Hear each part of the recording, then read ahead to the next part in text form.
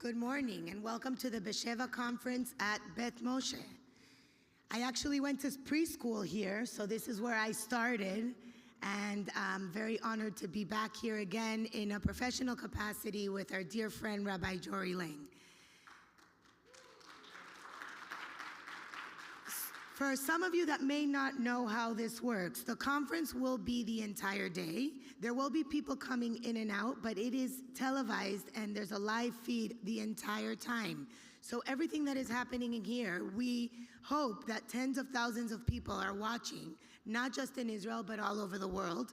And if there's an empty seat next to you, just know that there's thousands of people filling that seat while we're sitting here. So don't worry about that. I was raised right down the street in Bal Harbor in a beautiful community, and thank God I was raised with a very deep-rooted connection to Israel. I knew growing up that we had to be connected to Israel, but what did that mean? It meant doing something for Israel every single day. It meant waking up in the morning, saying Modeh Ani, and continuing our day thinking about how we could contribute to the society in Israel. As a young girl, it meant putting coins in a tzedakah box. And then as I grew up, I had a higher calling of getting involved in anything that I can do for our community. And here in South Florida, we're very lucky to be living in a community where people understand that that connection between Israel and the United States and the Jewish people of the United States, within the United States with our American friends, have a responsibility, not just a relationship that needs to be invested in every single day.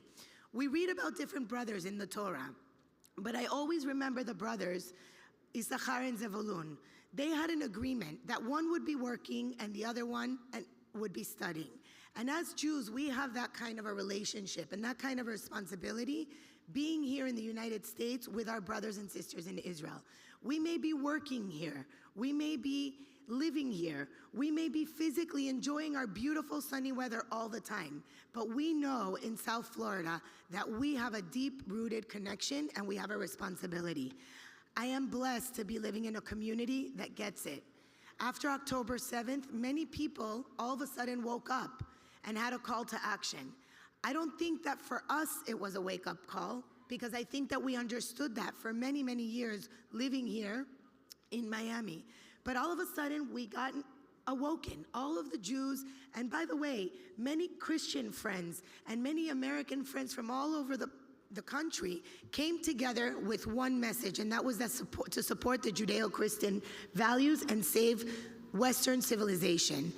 Israel is a little beacon of light across the ocean, but it represents everything that is true, it represents everything that is good, and it represents everything that is important, that all of the religions of the world base everything that they believe in out of this little country that happened in Israel. And it's not by coincidence that we are in a shul that represents exactly those values.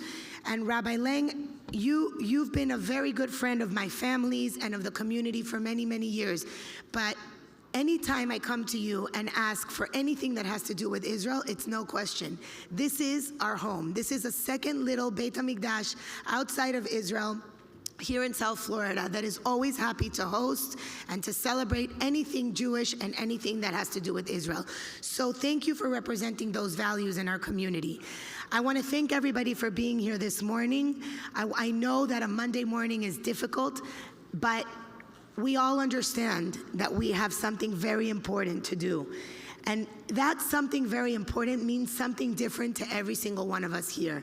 Some people have been incredibly involved with helping soldiers. Some people have been involved with helping widows and orphans. Some people have been involved with supporting the government.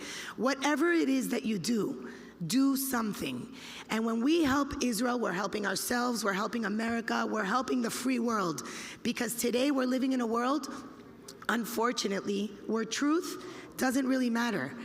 And Israel, that we got our name in this week's Parsha, comes from the word yashar.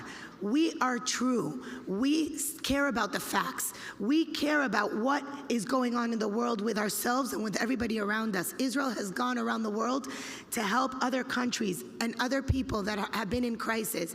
And these last 2 years, it was Israel's turn. It may seem like we lost the PR war. I don't believe we lost the PR war.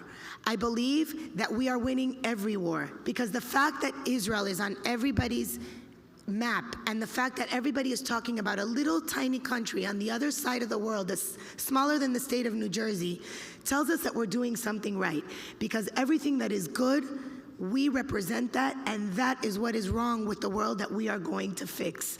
So we are very lucky to be living in miraculous times, a time where we have a free state of Israel, a time where we have wonderful leadership both in Israel under Prime Minister Benjamin Netanyahu and here in the United States under the leadership of President Donald J. Trump. We are living in historical moments in time that we will read about, and maybe our children and grandchildren will one time say that their grandparents and that their friends were a part of something bigger. And that's why we are here. So thank you for being here this morning. I look forward to hearing from all of our incredible guests. And please take this message and spread it all over the world, because everybody needs to hear what's happening in Israel and what's happening in South Florida to be able to emulate that and bring that truth and that goodness and that justice all over the world. Thank you.